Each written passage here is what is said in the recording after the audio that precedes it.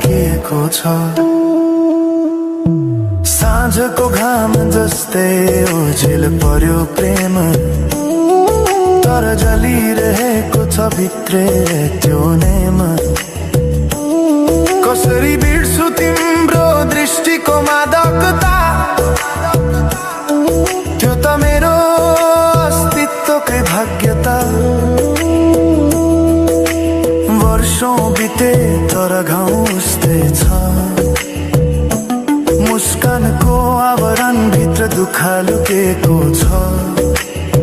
समयले सिकायो बाँच्न तिम्रो बिना,